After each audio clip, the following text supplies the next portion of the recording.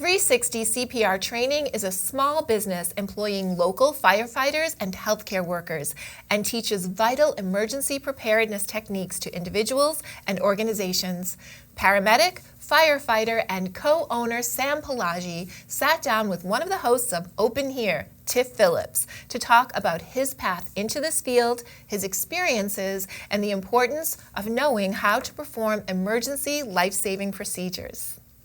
All right. I'm with Sam Palagi. Thank you so much for joining us today. I'm super happy to have you. Yeah, absolutely. Thanks for having me.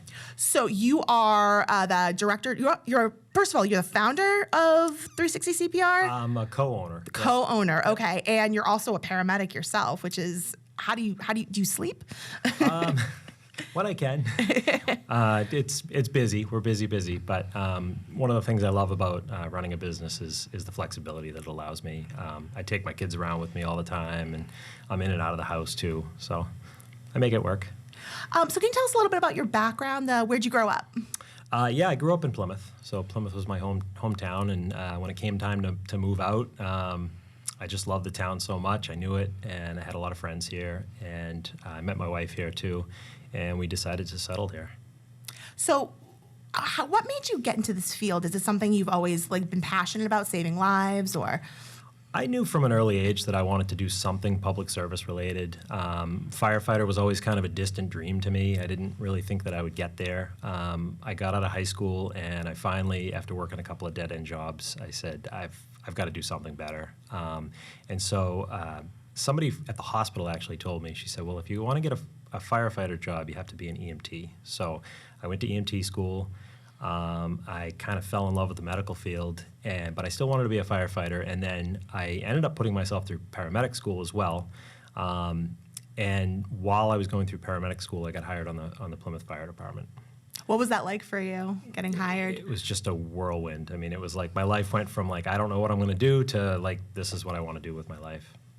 So can you tell us a little bit about 360 CPR? What are you guys about? Yeah, so myself and the co-owner, my business partner, Tommy Betts, he also works as a firefighter up in Hingham. The official company is fully involved, logistics, medical, and safety. And underneath that umbrella, we actually run two companies. Films Production Rentals, which rents out movie studio trailers to the stars. The movie industry is actually becoming a big deal in the state. And Tommy kind of spearheads that. And then down here in Plymouth, I run the other branch, which is 360 CPR. And we focus on workplace safety, CPR, First Aid. We're thinking about branching out into some serve safe and food safety courses, basically anything related to workplace safety. That's awesome. We actually just took the training session a couple of weeks ago. It was really fun and really valuable information. Yeah. Do you love it? How is working with people and teaching them to save lives? What is that like for you? I love it. We do healthcare provider classes, and we also do lay rescuer, which would be people with no healthcare background. And I actually love doing the lay rescuer classes because it's really fun to go out into the community, like your class. That was the first class I've ever taught in a studio, and with cameras all around and everything. It was kind of a cool place. I've done classes on baseball fields for coaches, and it's just kind of cool to get out into the community and teach people a skill that they might not necessarily think they're able to do, and then they realize everybody can do CPR. I mean, I happen to know firsthand what a training class looks like. Can you explain what the experience is like? We come in, we try to make everybody comfortable. We try to show everybody that no matter what your skill level is, disabilities or not, everybody can do something to help out in an emergency. And we try to just make people feel comfortable about that.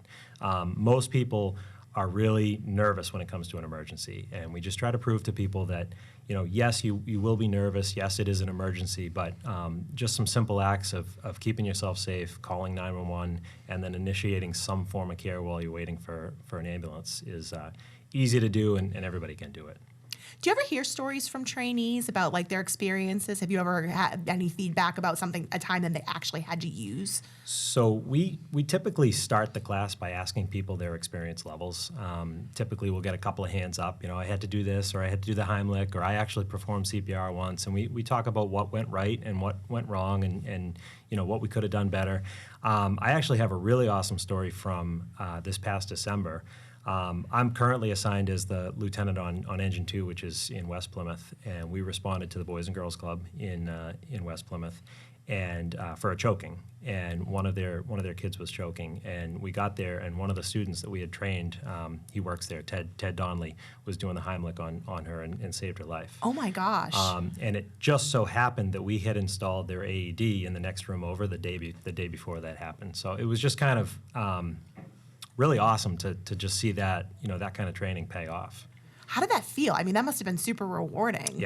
Yeah, absolutely. We actually started a life-saving award for TED, and we plan on doing that. Anytime somebody in our community, goes above and beyond and saves somebody's life, we gave him a gift card and a certificate, and then we also gave him a Pass It On award where he can give that to somebody else in the community to take a free CPR class. What a cool idea. Oh, I love that. So do you have any personal experiences in saving someone's life? I mean, you're, as a paramedic, an EMT, you must have a couple that just kind of stick with you. Yeah, we do see a lot. One of the ones that really does stick with me for CPR related is we had a kid, he was either 14 or 15 years old, went into cardiac arrest. Obviously, nobody wants to deal with a cardiac arrest, but when it's a kid, it's just that much more, stressful.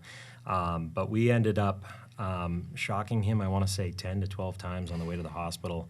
And just through the quick CPR, the quick actions of the police department that was there, I happened to be on the ambulance at the time, and just my partner and myself, just putting the skills into motion. He was actually talking to his father and the doctors when we left the hospital that day, which was huge. Wow. The other one was we had a baby that was born one morning, and the baby was actually born into a toilet. It was a kind of an odd situation, and we had to resuscitate the baby on the way back to the hospital.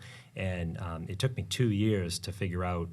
I didn't think that the baby had survived, but about 2 years later, on Christmas, one of my supervisors finally came to me and said, I finally got follow-up on that, and that the kid survived and did well. So those kind of stories really do stick with you. I mean, we see a lot, but that kind of stuff just definitely makes it feel like it's all worthwhile. I mean, you have such a tough job. That kind of probably keeps you going, I'm assuming. Yeah, yep. Yeah, for sure. So for those folks who are afraid to perform life-saving procedures like CPR First Aid, what advice would you give them? Anybody can perform CPR. When you're talking about CPR, there are different levels. There's a healthcare provider, which would be obviously high performance CPR, but there's also just the act of recognizing that there's an emergency, calling for help. Starting some hands-only CPR. For people who don't think they can do CPR, jump online. The American Heart Association has some really great videos on how to perform hands-only CPR. They're really funny. They're done by some comedians. There's some dancing involved, but you can just see how easy it is to perform that hands-only CPR. And if you're interested, come join one of our classes. We've actually, one of the biggest requests we've been getting lately is we get calls from new grandparents. And they're like, I never really thought about taking the class, but now that I have a grandbaby and I'm going to be doing some babysitting, I really want to be safe with them. And it's just, again, it's a really rewarding class to teach, because you're not teaching to somebody who has some healthcare provider, level training. You're just talking to people who just want to keep people in their community safe. I usually ask people what a typical day looks like for them, but I'm sure as a paramedic, it's kind of hard to say what a typical day is. So what does a typical week look like for you? A typical week, lately we've been really, really busy. I have a few instructors on my roster, and I found myself out there teaching more and more classes myself too, because the phone has just rung off the hook. I think current events with Damar Hamlin, and the football tragedy that turned into a great ending, but our phone just started ringing off the hook with people who realize now how important it is to be able to perform the skills that we teach. So my typical day starts off with a big cup of coffee, and I open up my Google Calendar, which I would probably not show up to where I need to be if I didn't have, and I just have to prioritize and go through my emails and make sure our schedule is filled. It's great to see that people love what they do. It's really, that's the best part of my job, is I get to do these kind of interviews and talk to people who really care about and are passionate about what they do, would you recommend this field to others? I would highly recommend this field to others. Just think a lot and learn a lot about what you're getting yourself into. You have to have a passion to work in emergency services. You have to love, what you do. It's long hours. It can be hard. It can be backbreaking, but it's also really rewarding. What does the future have in store, do you think, for 360 CPR? I'm sorry, your larger company name. Sure. Yeah. I don't see us stopping anytime soon. Like I said, we've been busier the past couple of months than we've ever been. It's great to see all the positive feedback that we've been getting from our past customers, posting things online. My business partner, he's really into social media, and everybody's been following us and everything. So I think where we go is we continue to serve the community, continue to serve businesses, add some different products. Like I said, we're thinking about getting into the restaurant industry and trying to do some food safety courses and everything. And just continue with our goal to try to get as many people trained as possible and get life-saving equipment out into the public. And what do you think the future has in store for you? I'm going to get tired one of these days. I really love my job. I love the town that I work for. The people I work for are really dedicated, hardworking people. They all love their job, even if they might complain from time to time. We're all really dedicated to this town. And so I'd like to see that career through, until retirement age. I'd also like to continue to grow 360. Probably need to hire a few more people coming up. And then I'd like to see my kids as they get older just understand that, as they get older, it's really important to find a career path that's rewarding to you, no matter what that looks like.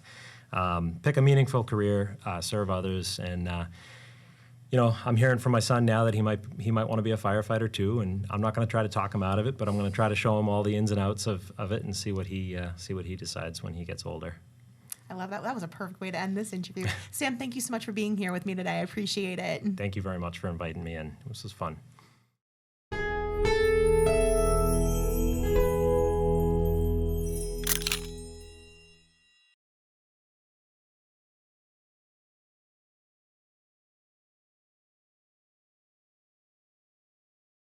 Hi friends, if you like this video by The Local Scene, share the love and give it a thumbs up. Don't forget to subscribe.